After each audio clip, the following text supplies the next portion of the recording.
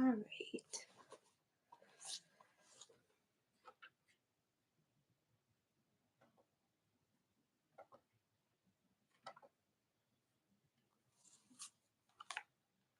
Just trying to be sure everything is set up here.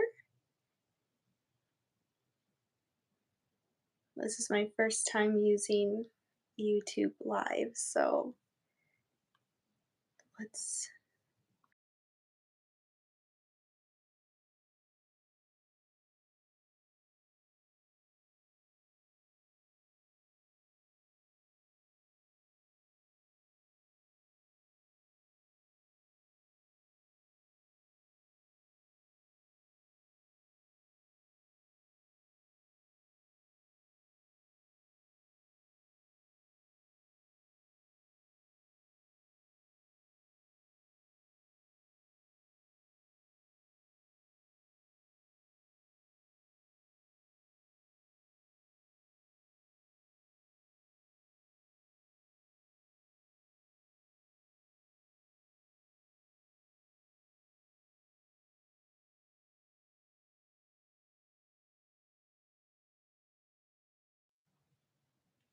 Perfect. So I do have the live chat available as well. Like I'll be checking that so that we can discuss the book and everything, um, and yeah, just have an active conversation. I keep looking off to my right because that's where I have my laptop, so I can be looking at the chat. Um, so as far as the format of our book study, I just kind of want to talk about the overall message of the book, like what struck us most from it, um, what mainly helped us grow from it, and then kind of just go through chapter by chapter and discuss some key points. So I hope you guys participate in the chat and everything so that we can have an awesome conversation about this amazing book. Um, we were going to have a guest, but I don't know if she will be joining us. So we'll just keep an eye out for that. All right. So, um, I guess where I want to start with this book is like what I found most striking about it for me. It was the first book that I read on the Carmelite spirituality. Um, I had always been drawn to Carmel, but I never understood exactly why until I was given this book to read, and that's when it all clicked for me. Um, it was just like everything in there was like, that's so me. And that's when I realized that the spirituality was why I was drawn to Carmel, which makes sense.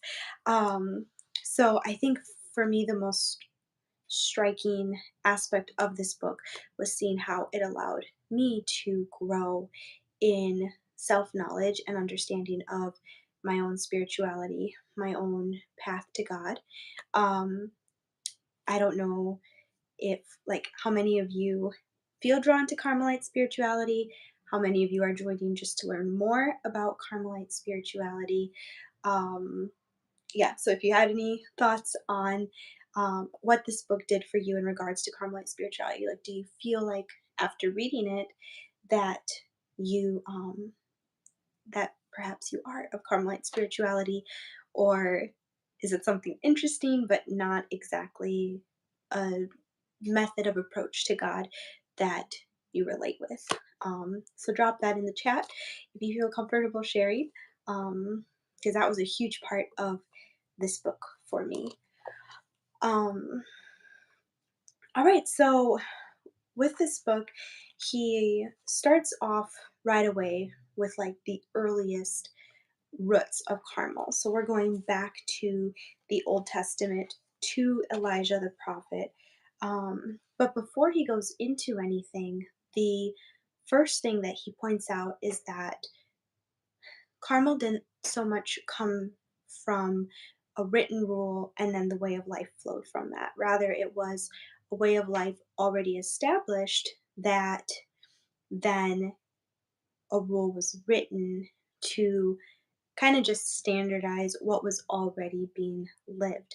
So Carmel was more something that was interiorly practiced and then became an exterior manifestation of the Carmelite order, Carmelite rule, and all of that, rather than the rule preceding the external practice, or internal, the external practice coming before the internal. So I thought that was really beautiful. And that's something I have noticed amongst people who do have a love for the Carmelite spirituality, is it's just something that flows so deeply within them.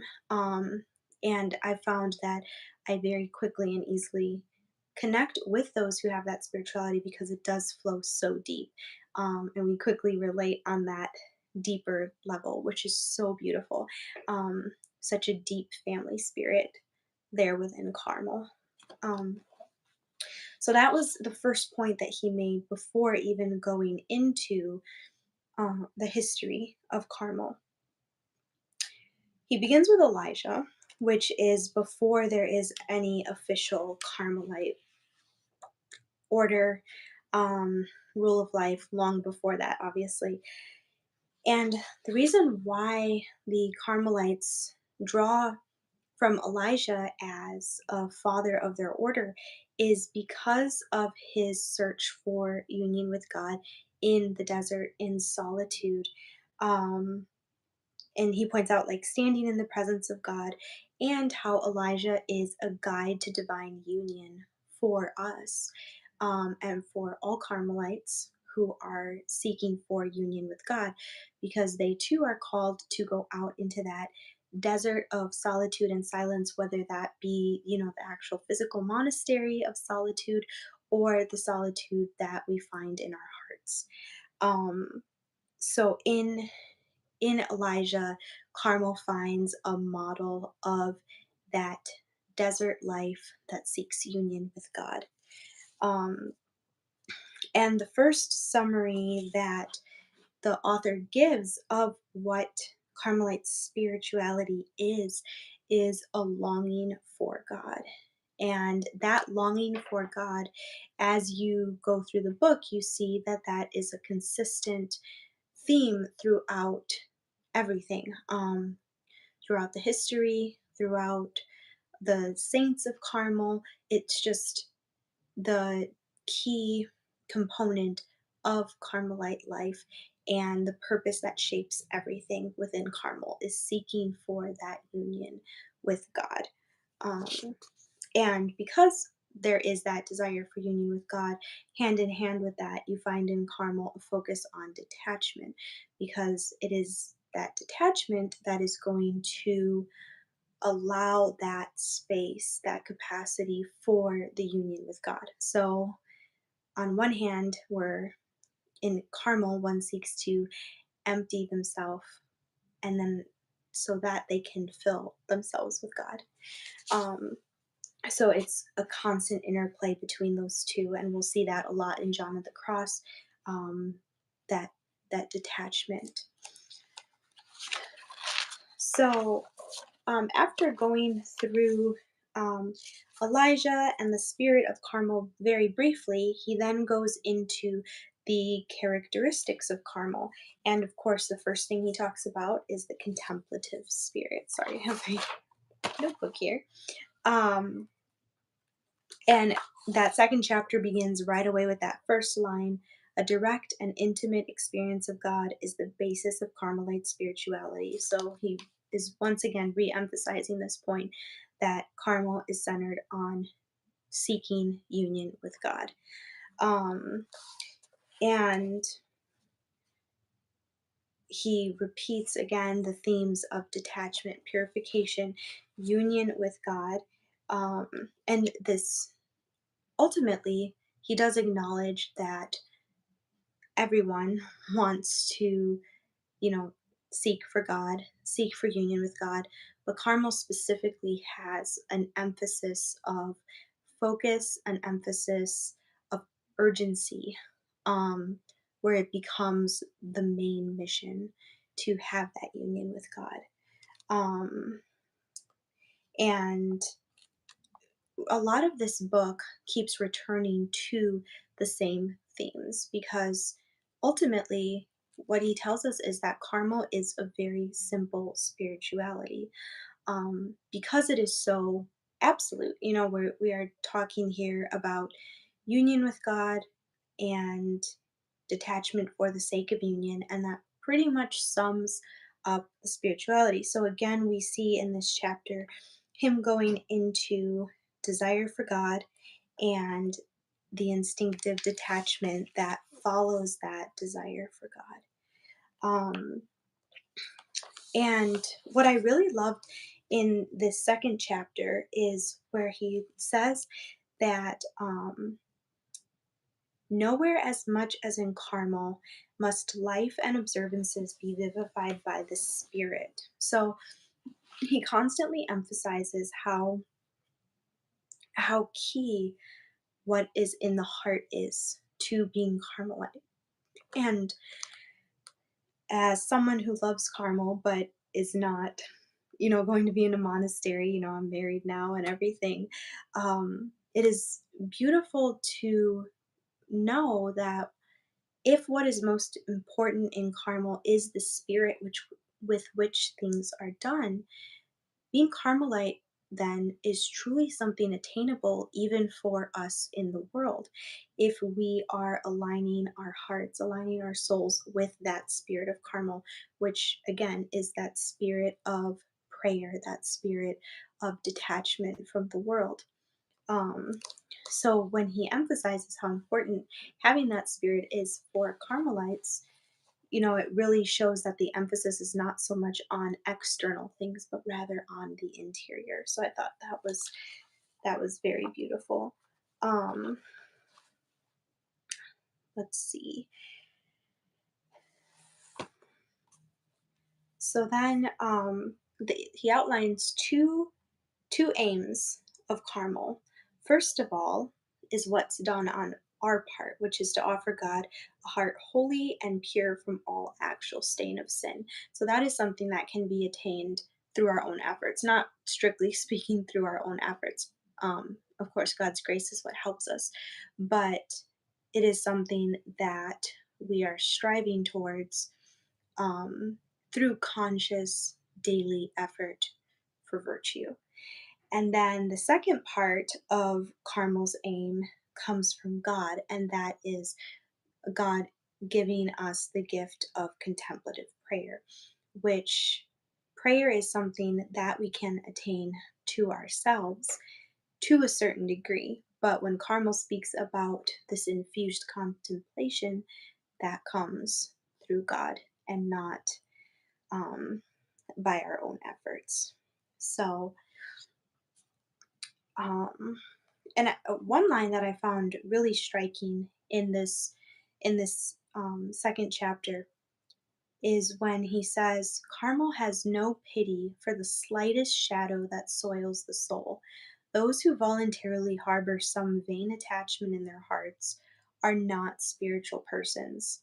And this was such a powerful statement to me because with Carmel, everything is so absolute. And I think the fact that it is so absolute is what makes it also so simple. It's just, as St. John of the Cross talks about, nothing outside of God, desiring nothing, being attached to nothing outside of God. And because there is such a radical separation from all things that are not God, it makes the spiritual life very simplified and yet completely profound, which is so beautiful.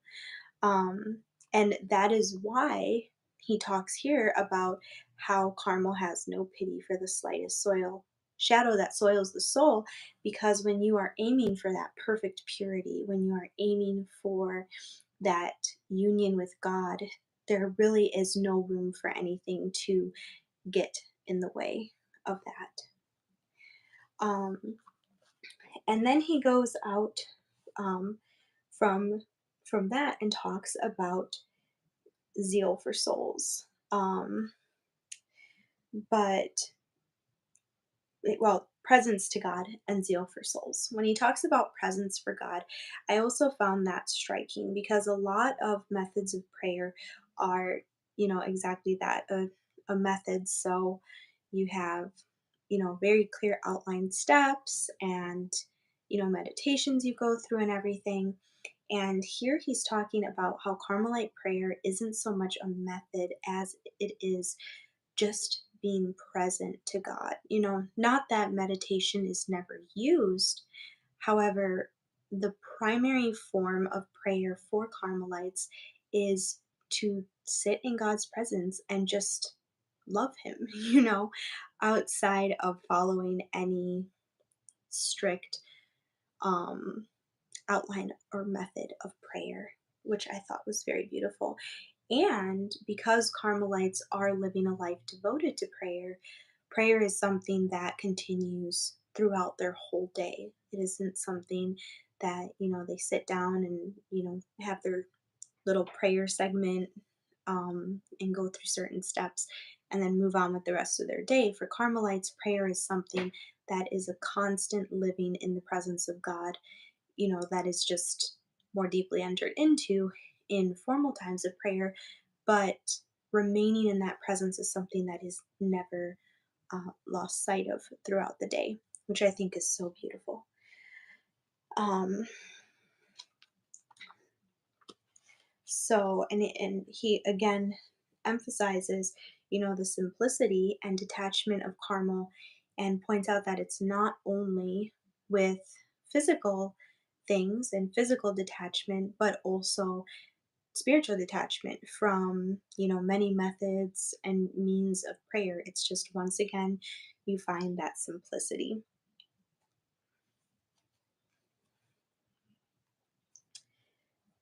And then he touches on how we once we encounter God in prayer, then we out of that flows a desire to pray for souls, to offer ourselves for souls, just that apostolic zeal that comes from contemplation. Um, so that when we encounter God in that prayer, then out of that prayer comes the desire to serve Him through serving other souls.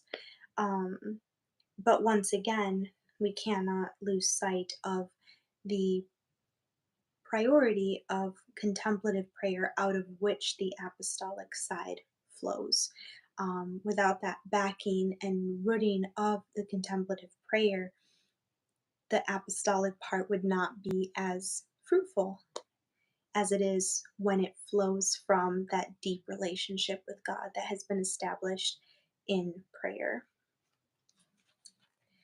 Um, Again, if you want to drop anything into the chat, um, I will be keeping an eye on that. If you have any comments on anything, um, or would like to share your thoughts as you were reading these chapters or whatever.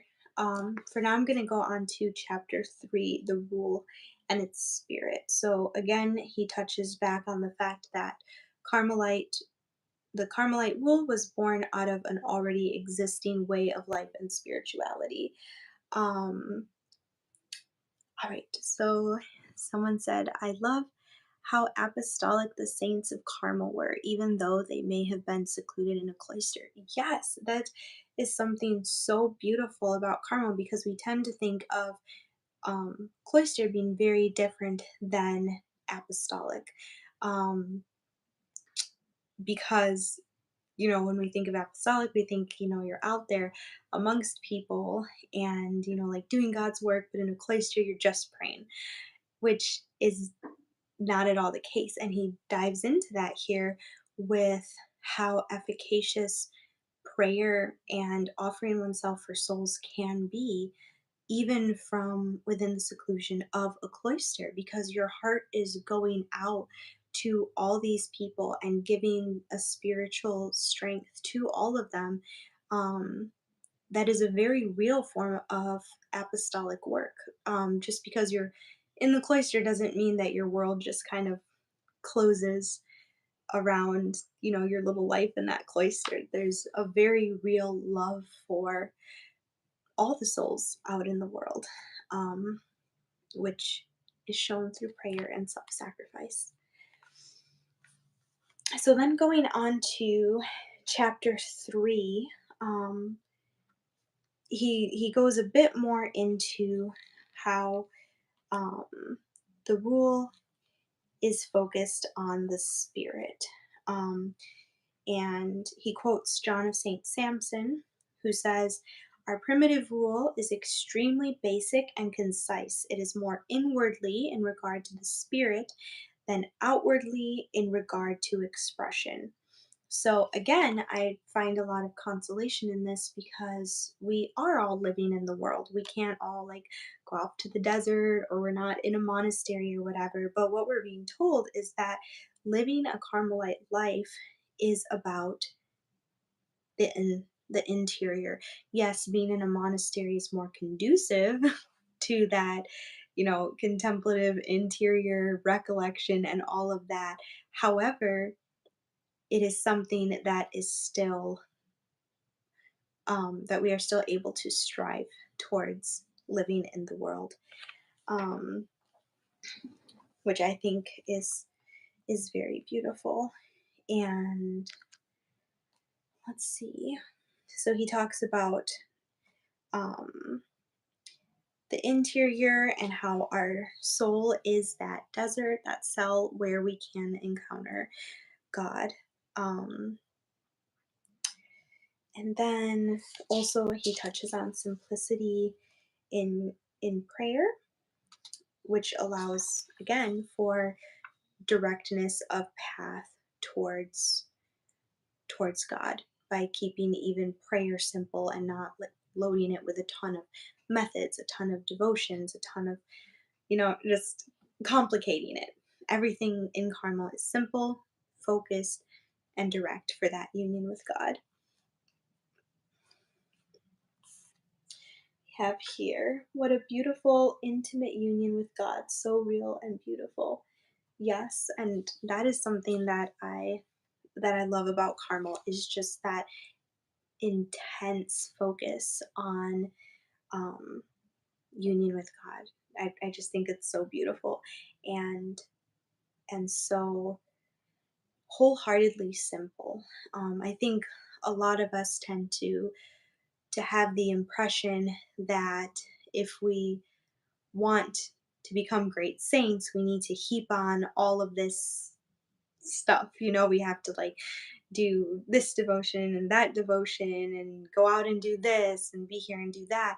And this book is constantly reminding us that for Carmelites, whether in their prayer life, in their material life, in every aspect of their life, it's always simplicity and just focus on that union with God, um, outside of loading ourselves up with so much.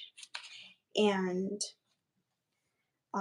he summarizes it here when he says, "Effort, renunciation, work, silence appear above all as means of stripping the soul of self, of freeing it so that unhampered it may advance more surely along the paths of divine union." So there's just so much, like I said, simplicity and freedom to the Carmelite approach to God. Couple new comments we have. How do we experience that sense of detachment while still remaining in the world? There's obviously much more noise, kids, husband, phones outside of the cloister. So for pursuing that detachment, I think a lot of the detachment comes from within us rather than exteriorly. We can't be like, monks and nuns and actually renounce all our material goods and be completely separated from worldly things, just because that's impossible for our state of life. So I think with this we would return to that idea, um, that the author keeps presenting to us here, of Carmel being about the spirit versus external practices. So the question is more so not what do you own, what physical objects do you own, but rather how do you view the things that you own? Because we can have them and yet be fully detached from them at the same time, and still cultivate that Carmelite spirit of detachment. And a lot of the noise, of course, like husband, children, we can't just escape them or whatever, but we can, as far as other things, be deliberate in our choices of what we allow into our daily life. And that'll look different for everyone. Sometimes I'll, you know, not take my phone to bed with me so that I can have, more of that wind down silent time, or I won't turn on the radio in the car. And again, it doesn't have to be something done every single day, or like every time I'm in the car I don't have music on, but we can be more deliberate about finding spaces for silence, rather than just getting caught up in the hustle bustle of the day. And sometimes, like not having the TV on during the day, or, while I'm doing my work or whatever, and instead just entering into that silence, or maybe even having, peaceful music on in the background that helps gear my mind and heart towards that quietness. Um, so just finding what works for you to help make your home a little domestic monastery, where you are cultivating the detachment, cultivating the silence, but in different ways than would be seen in the monastery. Um, yes. So I hope that's kind of helpful. That's something that I've really been striving towards myself, of like finding that balance of how can I still be, like a little nun like I always wanted to be, but also, fully embrace this beautiful vocation of marriage, um and not try to live too much like a nun.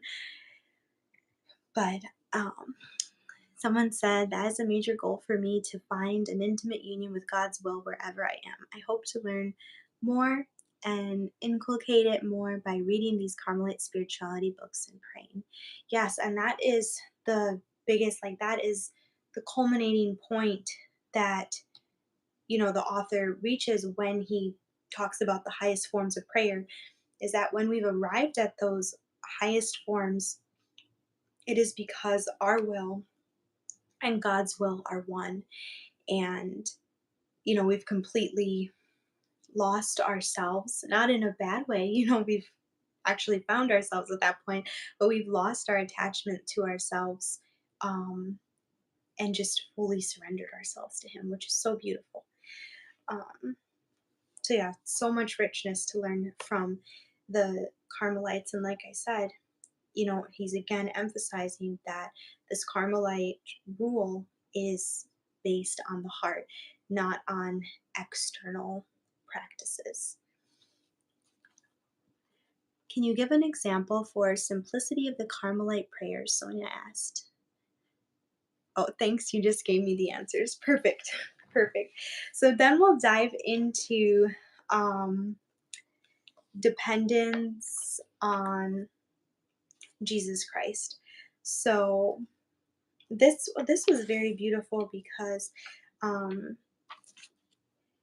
he talked about how, Jesus is not explicitly spoken about in the Carmelite rule, he- too much. I mean, he is mentioned, but not extensively as he is in other rules. And but he says that because the Carmelite journey is a journey to the Father, Jesus himself said that no one can come to the Father except through him. So Jesus becomes, in a very real way, um, the Carmelites' complete path to God, that imitation of Christ, that becoming one with Him. And we see that in the writings of Teresa of Avila, how important, Jesus was to her in her own life. And also Elizabeth of the Trinity talks a lot about becoming a reincarnation of Christ, in the sense that he continues to live, um, his whole mystery once again through her and through her life. And So that is just so beautiful, is viewing your life as, radical openness to Jesus working in you as you journey through the spiritual life, and ending in, complete death to self and resurrection and being in the arms of the Father, which is so beautiful. And then he talks about Our Lady, um, and about how for Carmelites, she is so important because she is the perfect example of the life of radical simplicity and complete union with God that Carmelites are striving for, and how much we can turn to her. And I have seen that a lot in the just in my time in the Carmelite monastery, and how, as I studied more about Mary and, just kind of really explored Marian spirituality, how deeply I felt drawn to her in the sense of a desire to be like her, um, as she was a contemplative and, a mother and a virgin, just like that complete, how even though she lived her life in the world, she was still constantly in union with God, and, just offering herself unconditionally, completely surrendered to God's will, and yet at the same time fully human like the rest of us. So, um, just that desire to recapture in my own life some of the quietness and recollection and prayerfulness and union with God that she had in her daily life in the world, as a wife, as a mother. So I think, Mary is such a beautiful meeting point for all of us, um, you know, both Carmelites in the cloister and then us in the world wanting to live out some of that Carmelite spirituality, because Mary was a married woman and a mother, and yet she was everything that a Carmelite aspires to be. So I think we can find consolation in studying her example and striving to apply it to our own life as well. Um, because she was in the world like we are. So, again, a beautiful consolation for us that someone who, you know, lived everything Carmel aspires to was a married woman and mother in the world. So, um, let's see, we have, yes, the world teaches so many opposite things to Catholic spirituality. We aren't meant to love ourselves, find ourselves, express ourselves, me first. We should always put God first. Yes, that is there's a lot of emphasis in the world on self-centeredness, very often portrayed as a healthy thing. And I'm not saying that it is not healthy to care for yourself. Of course, um, you know, God expects us to take proper care of ourselves and everything. Um, and He has given us special gifts that we are meant to grow and utilize and everything. Um, but at the same time, instead of actually allowing these things to help us unfold, the world kind of twists it into something that just makes us more self-centered, um, and revolve around ourselves even more. Whether it's self-care, like you said, expressing yourselves, loving yourself, finding yourself, all of those, um, like the idea stems from something that is true and good, but it's been twisted into something that is actually self centered rather than truly blossoming, even though it's depicted as helping you blossom. It doesn't. Um, so, yes, very good point. So, after talking about Our Lady, then it goes into apostolic contemplation, which we kind of would think those are contradictory. And I know I think it was Caitlin who mentioned it earlier. Yes, Caitlin mentioned about how she loves the apostolic part of Carmelite saints because, like I said earlier in response to her comment, we might think that apostolic does not really go hand in hand with contemplation, um, because one is very active, one is very secluded and everything. But um, they go beautifully together because, as he explains in here, when we are, when you're going into the deep prayer and the love of God and everything, then naturally out of that love flows into a desire to serve God by drawing other hearts to Him, and seeing the value of souls. However, it was so beautiful how he pointed out that the reason why Teresa of Avila's reform was needed was because the Carmelites had kind of strayed so far from their focus on contemplation into the apostolic part, and had lost that focus on contemplation. So Teresa of Avila was drawing them back to it, not away from, the apostolic part, but rather refocusing on contemplation and then letting the apostolic part flow from that, rather than the apostolic part becoming a distraction from the primary purpose.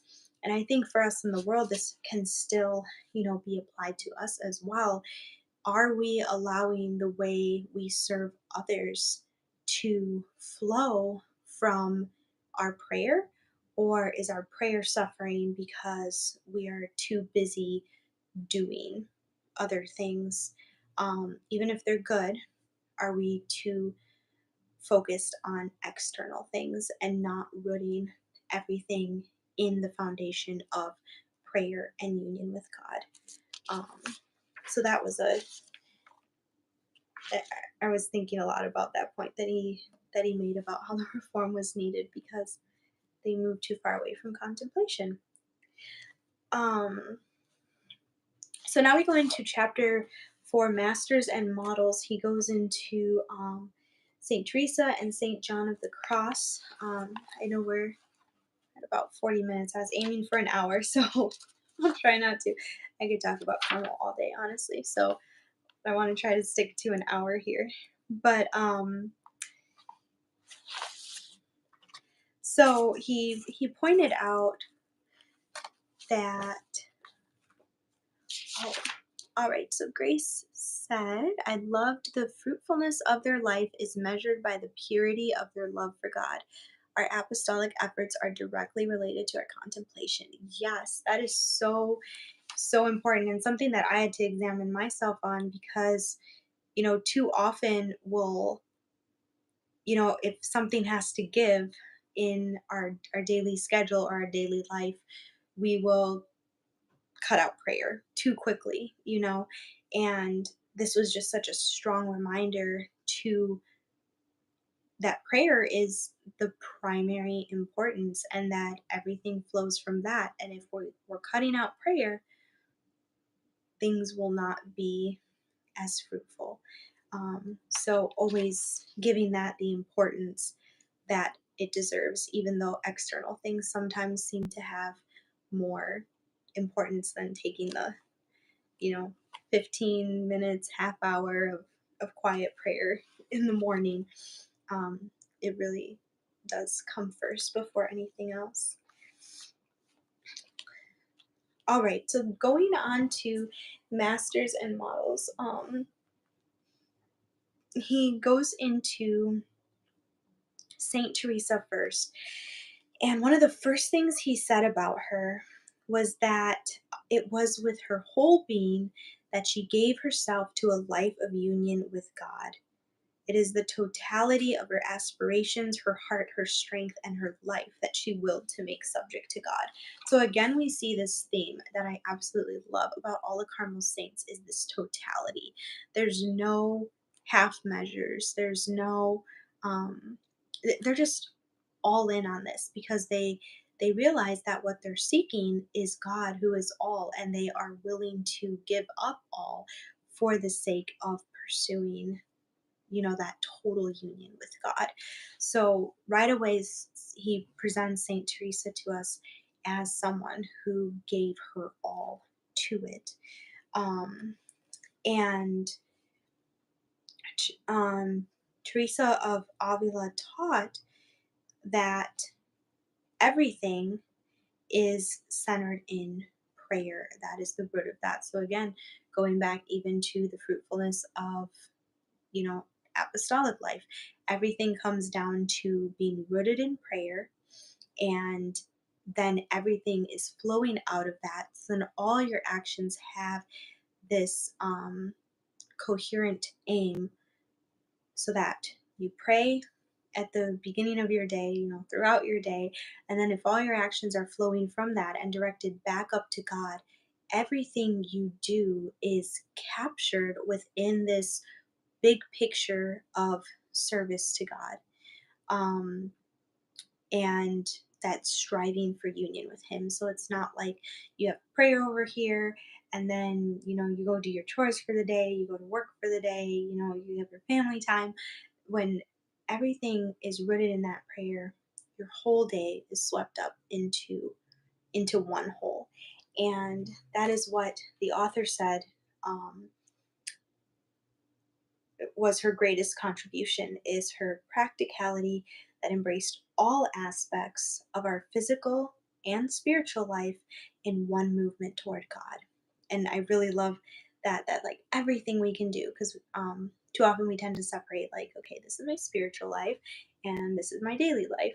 But Teresa of Avila is telling us all of that can get swept up into one movement towards God. Which I found so beautiful. So let's see.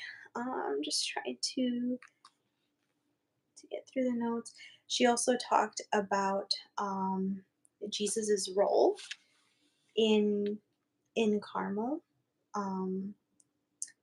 Let's see. That was prayer. She always emphasized to the nuns about picturing Jesus with them at all times, like whether it was as their spouse, as their friend, as their father, however best spoke to their soul. Um, she's like, keep him present with you, picture him with you at prayer, picture him with you throughout the day. So there was this great centeredness on Jesus, um, which I thought was so beautiful. And let's see here. That was the second point he made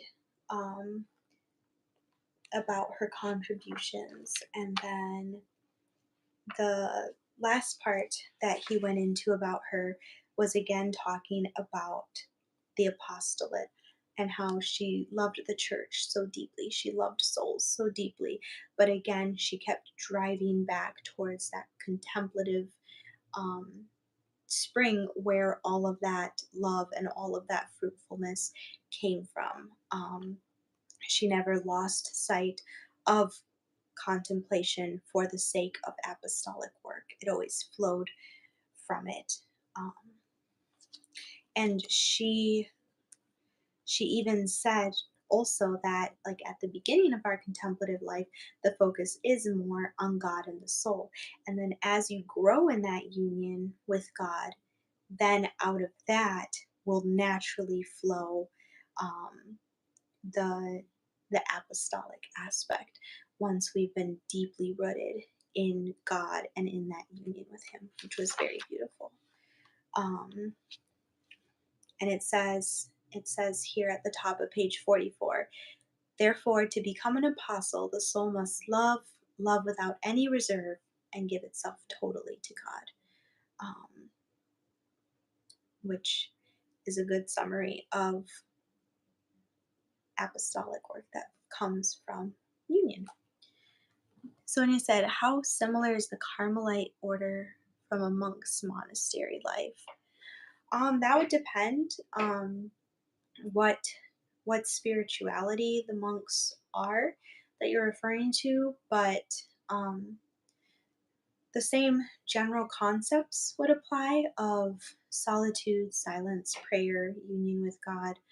Um, but each spirituality tends to have its own methods, its own emphasis, um, which I've noticed that, like Carmelite, I really, really love and relate to in a different way than I do with like Dominican spirituality or Benedictine or Ignatian spirituality. So there are some things that will always be the same between spiritualities just because the end goal obviously is the same, God. It's just how different spiritualities go about it. So in Carmel, you're going to see an emphasis on detachment, um, and on purification of the heart, simplicity in the method of prayer, um, whereas other spiritualities may have focus on other virtues or may have a different method of prayer that they emphasize. But ultimately, I think as far as comparing them to monks, it would be fairly similar because there's still um, that notion of desert, solitude, and pursuing union with God by separating oneself from the world. So it should be pretty similar in many aspects. All right, so going on to John of the Cross. Again, we have within the first couple paragraphs, the author says St. John of the Cross pursued a single objective with a clarity of vision that was equaled only by the rigor of his teaching and the heroic fixity of a will focused on the absolute.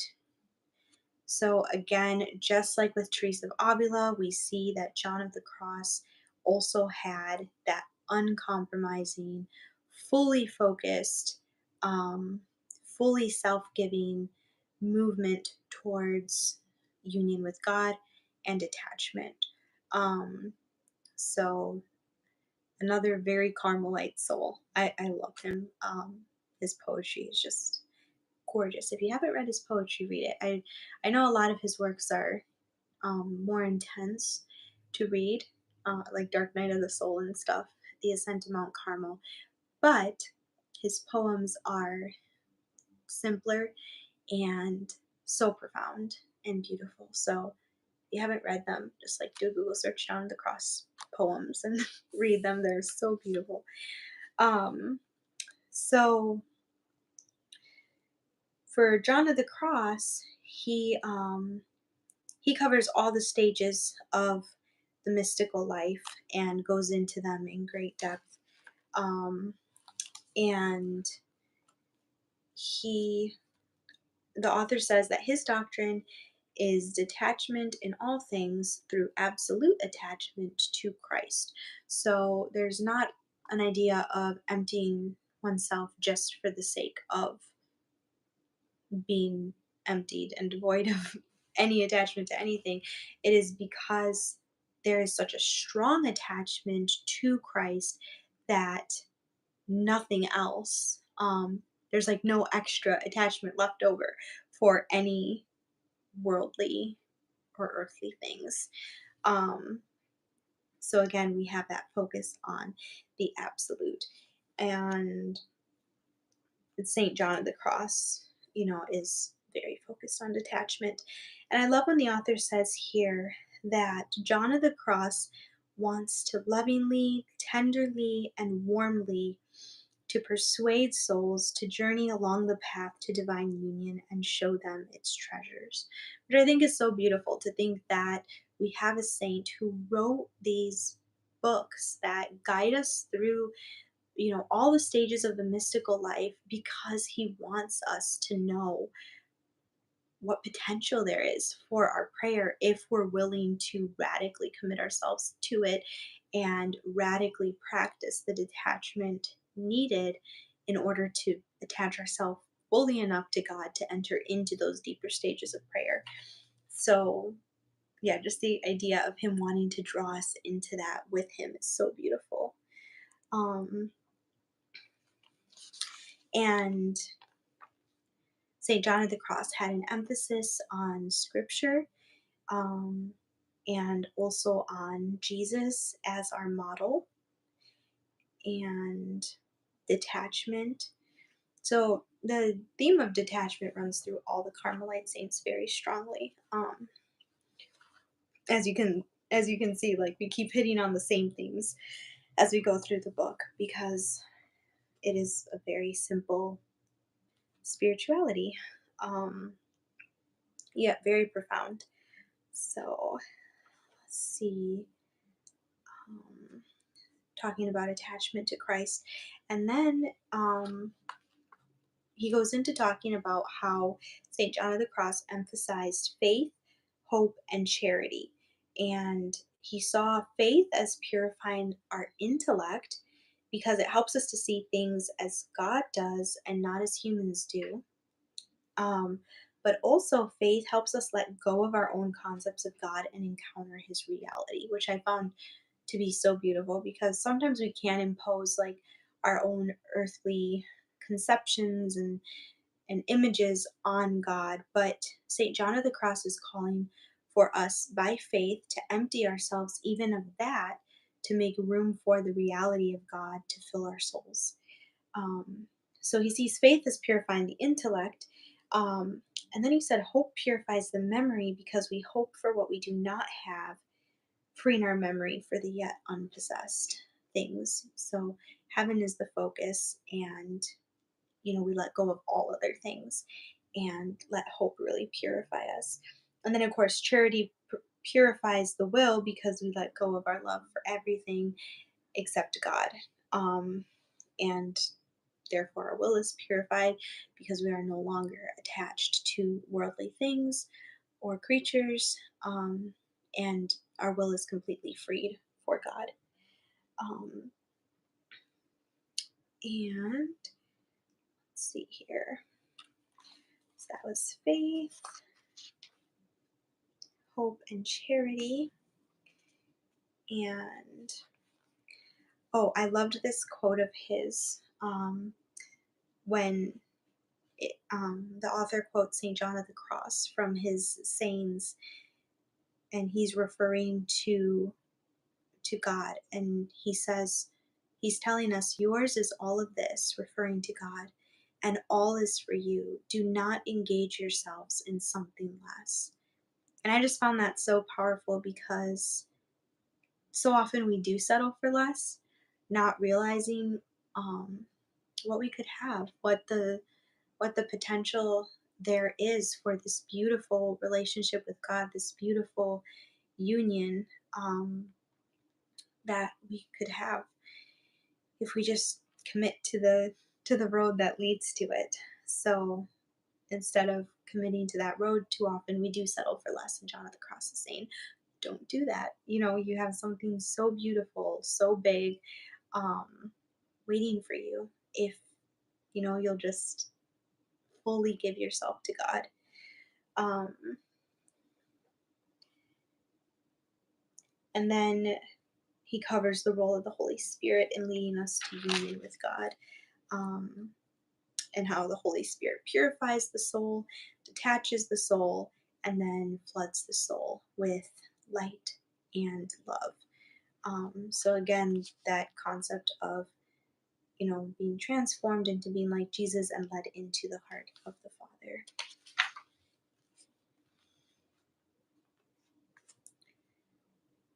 All right, and then that's all the Holy Spirit. And then he briefly touches on a couple other Carmelite saints, such as Venerable John of St. Samson, Brother Lawrence of the Resurrection. I love him, his whole book on practicing the presence of God. Just such a very simple, but very profound way of living that Carmelite spirituality, living in the presence of God, living in constant prayer, even in the midst of the duties of daily life. I loved when they quoted Brother Lawrence here when he says, "In the ways of God, love counts for everything." And then he says, "I flipped my little omelet in the frying pan for the love of God." And I just thought that was so cute, made me smile. But just realizing that everything we do can be done in God's presence out of love for God. And that's Carmelite spirituality.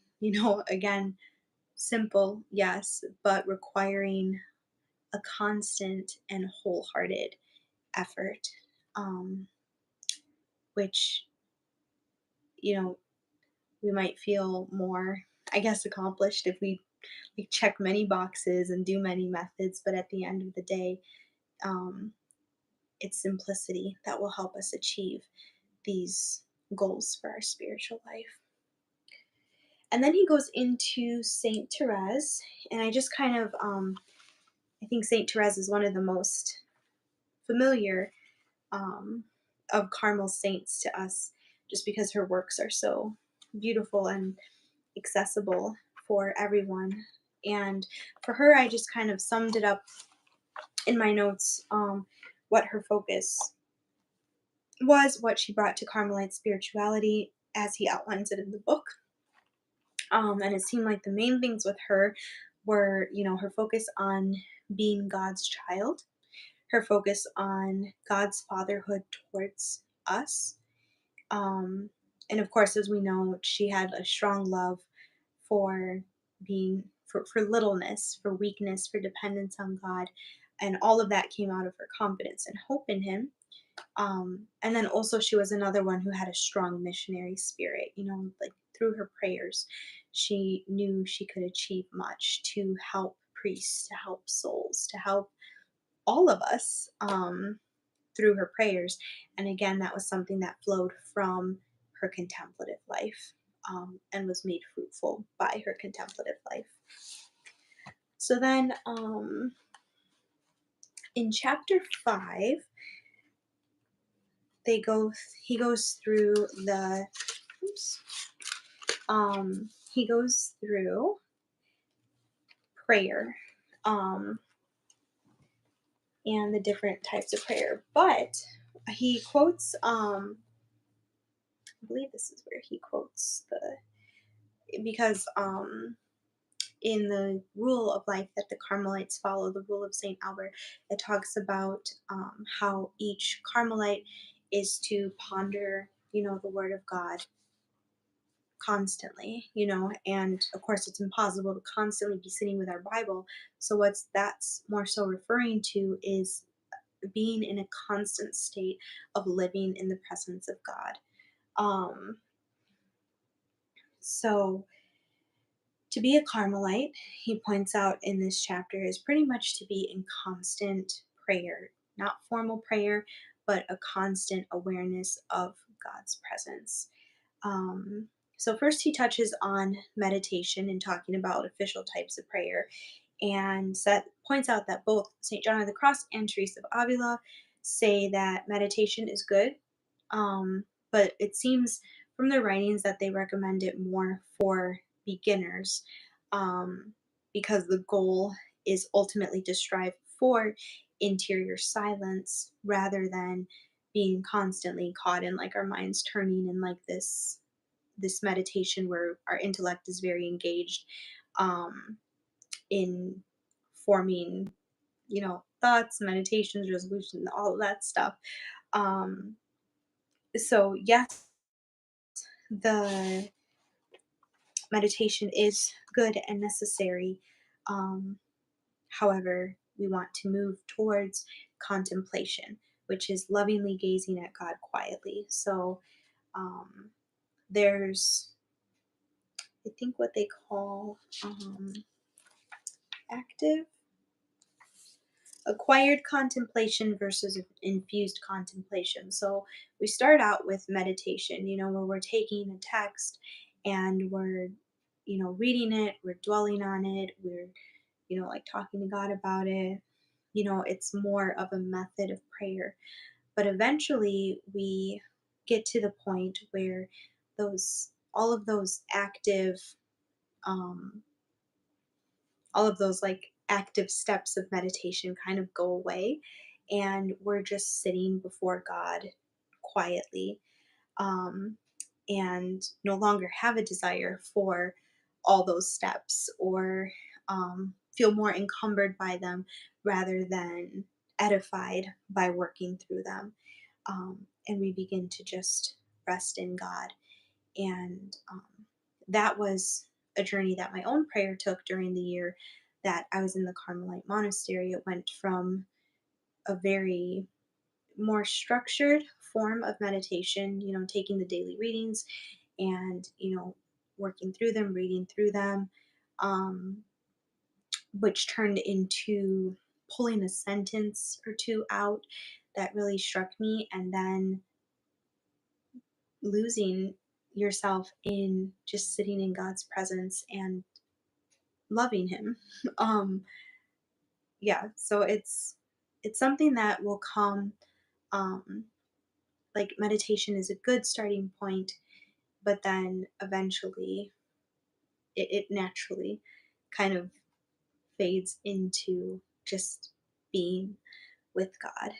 um so that is a type of contemplation that it is a mix of our efforts of being quieted in our minds, in our hearts, in our senses, and then, of course, also God's grace.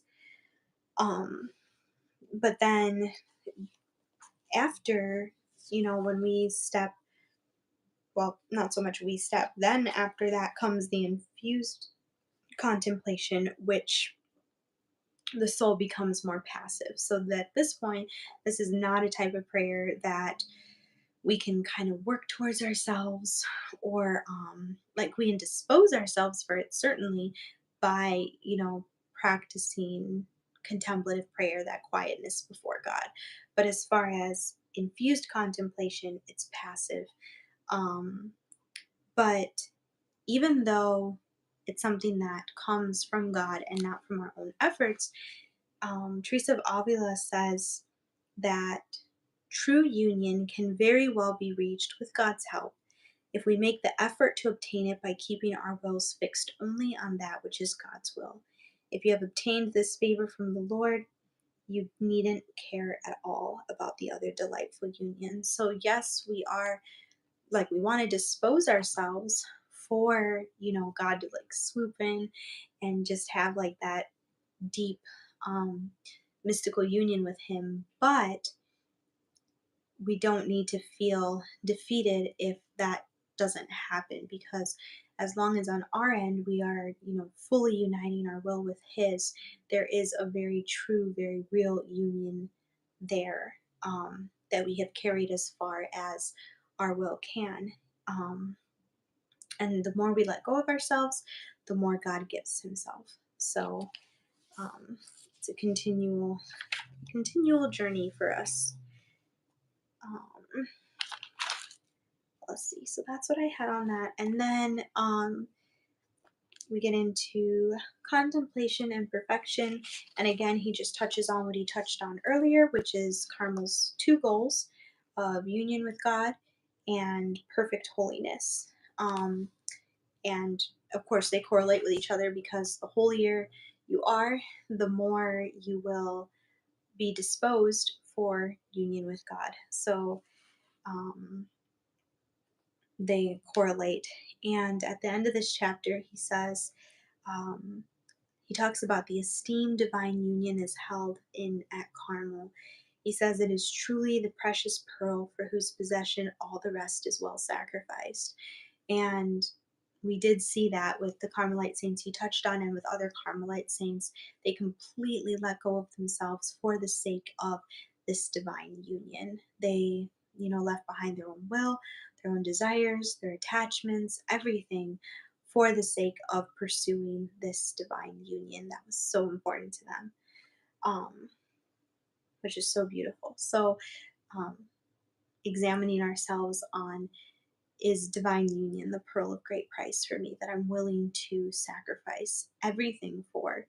Um, because if we're not willing to sacrifice everything, we can never fully attain to that complete union.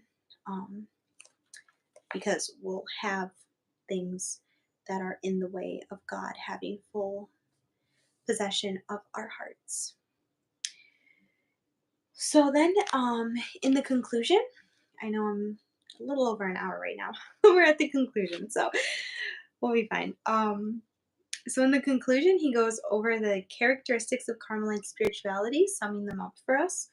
Um, the first thing he touches on is detachment, which we went into a lot already, and he throws in a lot of descriptions of that detachment. We have um, silence, solitude, recollection, nakedness, detachment, poverty, nothingness, purity, simplicity, all of this for the sake of striving for contemplation.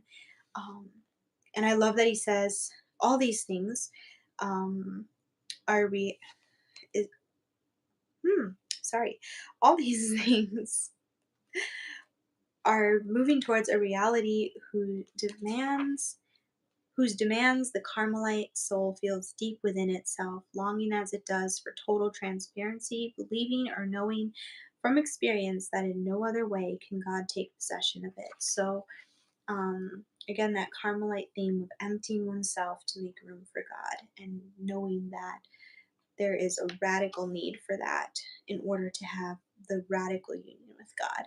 That is the goal of Carmel. So that's the first focus, and then he talks about charity, touches on charity again.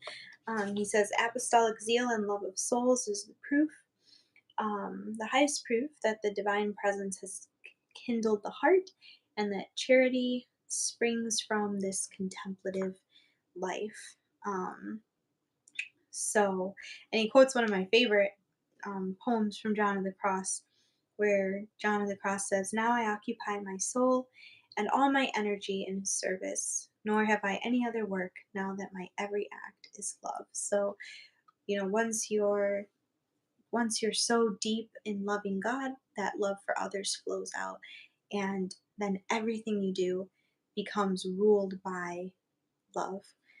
Um, and then he sums up about Mary again as the ideal for every Carmelite. Um, and yeah, then he sums up, um, makes the last couple statements on Carmel about um, how Carmelite spirituality requires a fundamental grasp of the absolute that lifts the soul out of itself and leads it to the heights. And he quotes Psalm 59, "I shall keep my strength for you alone." And then says the absolute of love requires that all things be sacrificed for love and that all things be changed into love. So he's ending on this strong note of everything in Carmel is self-gift for the sake of loving God and attaining union. Um, and he ends with saying Carmelite spirituality brings a deep psychological insight and a keen realism. That is why during all these centuries it has been able to guide souls to the top of the holy mountain. Um, so yes, that gets us through the whole book. Like I said, I really love this book. I feel like it's a pretty solid introduction to Carmelite spirituality and everything that it entails. Just that sense of giving all of yourself to make a capacity in your soul for all of God. Um, so again, like I said, it's a very simple spirituality because we return to the same things again and again throughout the book of detachment, simplicity, everything done for love of God, constant prayer. Um, so pretty much just living a life empty of yourself and loving God and remaining in his presence.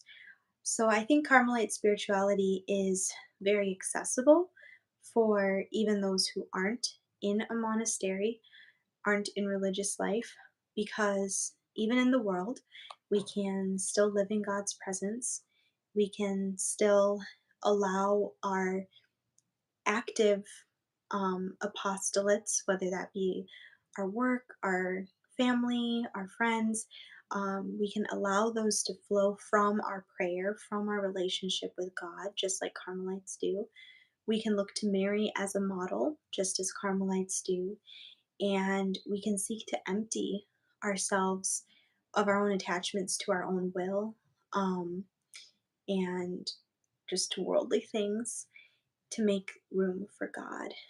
Because all of this ultimately comes down to where our heart is and not to where we physically are. Like I said, yes, a monastery makes it a lot easier to progress quickly because it's such an ideal setting for this type of lifestyle. But um, I definitely think that this spirituality and the goal of union with God is within reach for all of us. And that is what John of the Cross and Teresa remind us of. And they encourage us to strive for this union with God, just like so many of the saints remind us that we are, you know, sainthood is not just for a few. We are all called to be saints. John of the Cross and Teresa of Avila and Elizabeth of the Trinity all remind us that union with God is not an extraordinary exception. um, Union with God is actually something intended for all of us if we are willing to open our hearts to it, um, and let go of our own will and embrace God's, which was another powerful message of the book for me because, you know, too often we can see, I mean, of course, we're not all going to be like mystical, having visions like many of the great saints, but too often we can see that deep union with God as something reserved for like the holiest of saints. But this book helps put in perspective, no, this is something we're all called to. Um, it's not something many attain to because of the radical openness to God and denial of self one has to have. However, it is something that we are all called to. So I hope you all enjoyed the book um, as much as I did. It was my second time reading it, but I was like underlining everything. Um, you can see all my notes and underlines, and um, yes, I love this book. Um, but I hope that it was helpful for you to learn a bit about Carmelite spirituality, what it is. Maybe realize that you yourself are of Carmelite spirituality, or at least be able to draw some lessons from it, even if you don't feel very deeply drawn to it in the way that I do. I've still learned stuff from other spiritualities that I don't feel as drawn to. But yes, I will be posting this live as a video you can go back to. I will get the live chat to replay as well, for those who review it, and then you will be able to use the comment section as well if you want to keep the discussion going. I'll be checking in on it. Um, if you guys want to keep chatting about stuff. So I'm so glad you guys were all able to join. I was super excited about this. As you can tell, I love talking about Carmel. I could be here all night going on about all this.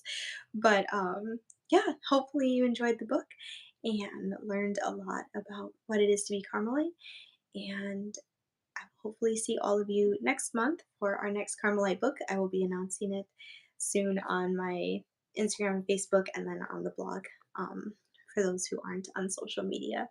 So I hope you all have a blessed night, and I'll see you next time.